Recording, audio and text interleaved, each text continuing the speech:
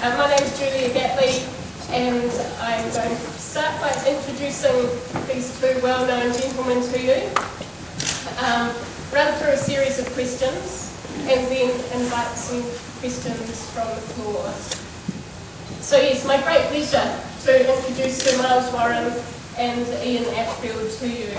Sir Miles, of course, founding partner of Warren & Marnie in 1958, well known to us all through projects including the Christchurch Town Hall, the Michael Vowell Centre, the New Zealand Chancery in Washington, and the High Commission in New Delhi.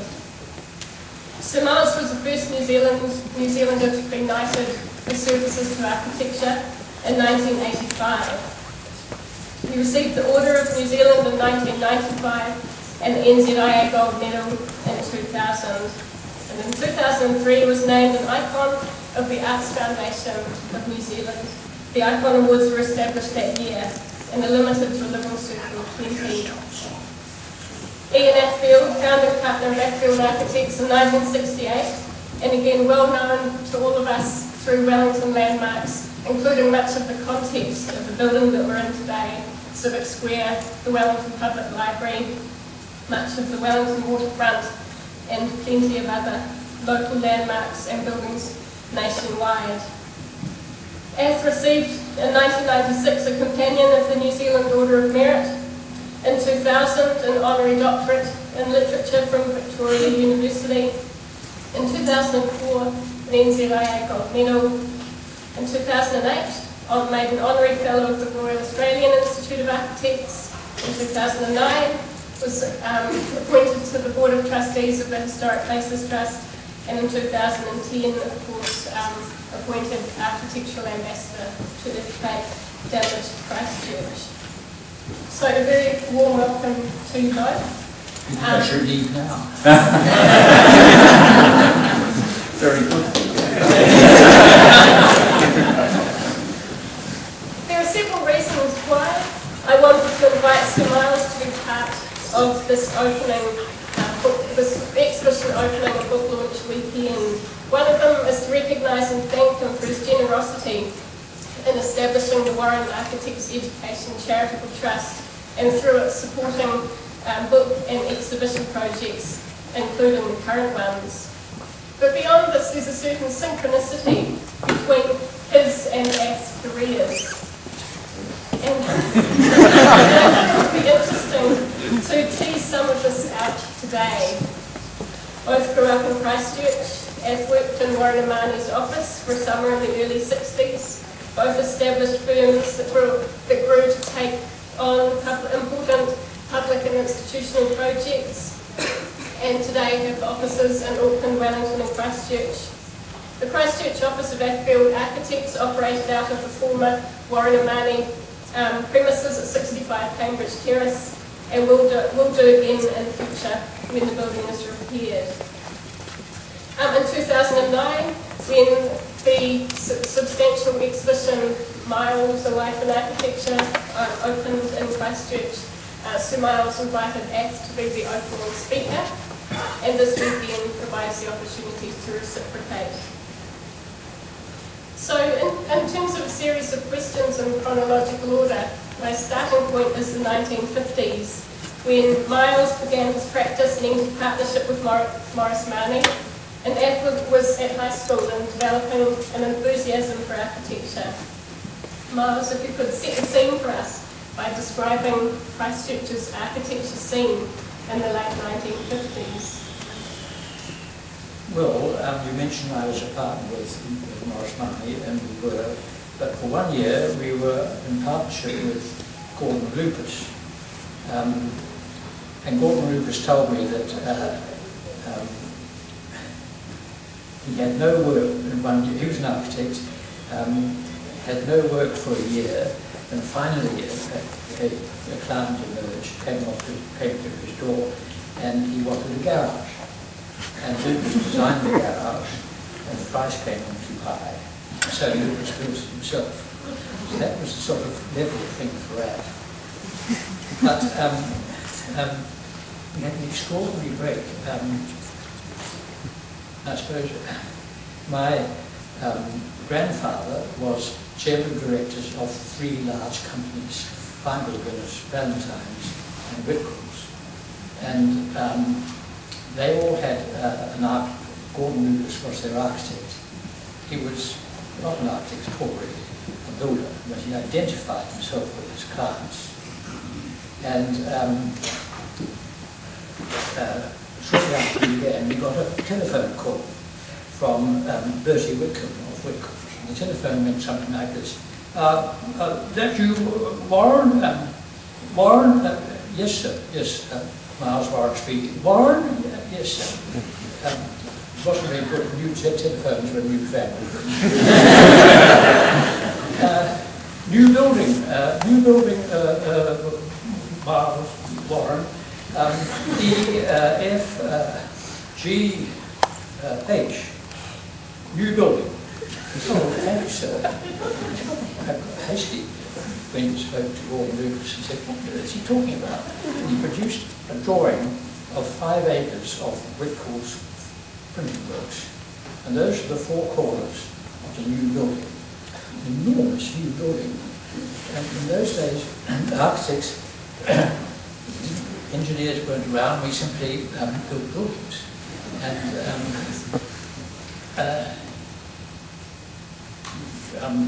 so Gordon Lucas said, well, better go and see the management, and off we went. And Lucas did a surprising thing. There was Wickham and Drews and Whitcomb's and their senior staff, and he said, look, we, he didn't say you, we, identified himself with his client, look, we could move that factory there, we could move that store there, we could do this there, we could do that. You don't need to build this building. Everyone looked at it and said, I've got your right, Lucas.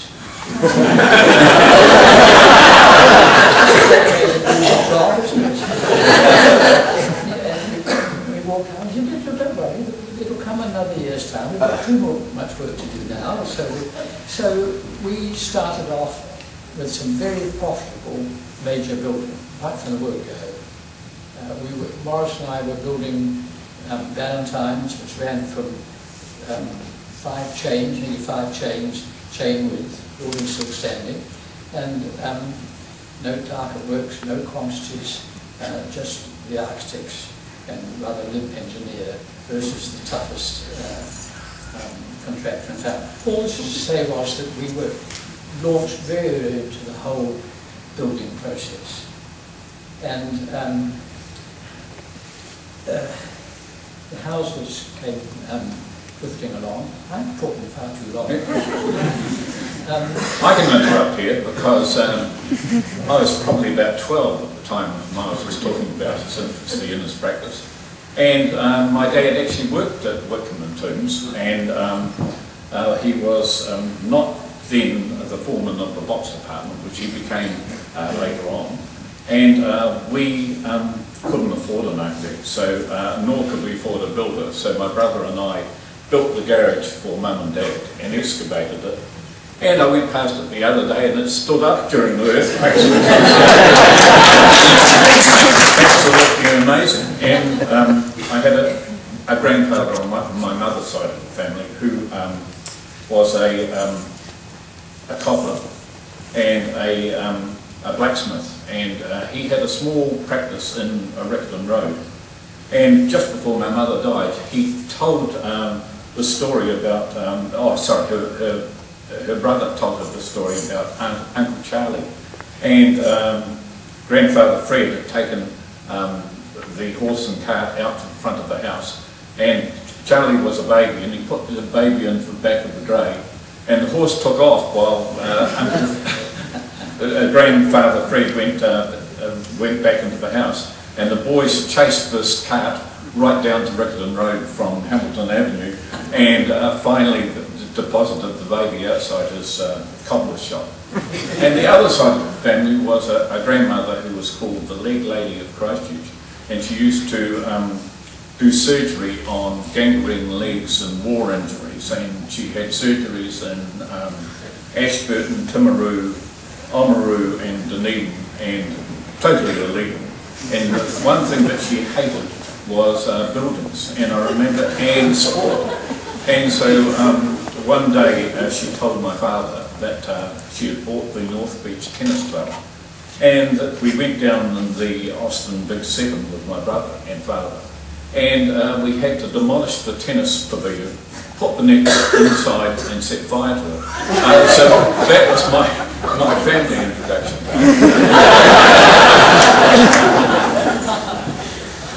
But then you, at some stage, developed more of an enthusiasm for architecture and becoming an architect.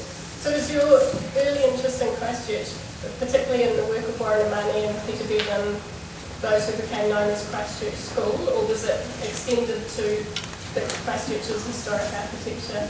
No, it was pretty much about the Christchurch School, and it was very, very difficult to get work when I was 18, and I was very, very lucky that there was a firm called Griffiths and Moffat, who were the sort of poor cousins of Warren Amani, and but still worked in the same school.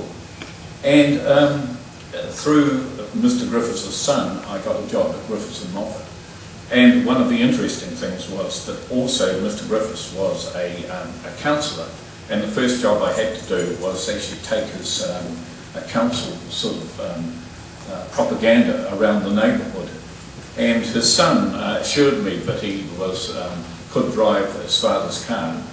And I walked out and the car was missing.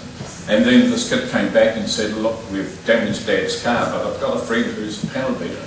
So we went round to this panel beating friend, and we knocked the dents out of his car that afternoon. And so that's how my job started. And George Griffiths didn't actually know we'd damaged his car, but as soon as I'd started working in the place, George let me drive his car around, which he was very, very proud of, and we were doing a job at Duncan and Davies, which Warren Amani did a job later on, and Mr.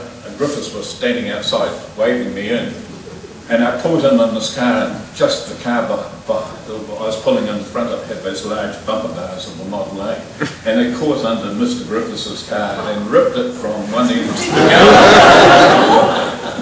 So he excused me for that, and then the third accident, I was driving along Armour Street, and there's a person in a 1936 Ford Coupe backing back to me very quickly, and I put my hand on the horn, and the horn dropped off. So I walked into the office and I said, Mr. Griffiths, this is all that's left of your car. But it was really interesting because there was quite a social group of young students, because we actually did our sort of preliminary work for our architectural diploma, all in Christchurch. We went to the School of Art and the Technical School for technical drawing. We did testimonies and study up at the old atelier. So we got to know each other very well, and some of my more questionable things was working in Peter Bevan's office after I'd worked in Griffiths and Moffat's office. We'd go up there and Peter would supply us with many drinks. And I remember this amazing day when Peter had a friend called John Drew. And John Drew he was a reporter for the Listener, and someone was saying, oh, here's John coming down the Bedford Road, because we're up very high above him, and the woman opened the car door like this, and John on his bicycle went straight into the door and fell on the road. And then straight after that, Peter was travelling up in the lift to the, I think it was Kennedy Building Society building. And the manager of the Building Society travelled up in the lift with him, and Peter came up to the office and he said, I thought something was wrong. And we said, well, what happened, Peter? He said, well, the manager travelled beyond the first floor where the Building Society, the Building Society exists. And he said, I've got a strange problem, Peter. He said, one of the women in our department went into the women's toilet this morning at 7:30 and found a naked man in the cleaner's sink. And then it was John Drew who had been given the position under the receptionist's desk to sleep. So that was, it was these sorts of scenes which actually prevailed in the not terribly much done in architecture, but plenty done for good fun.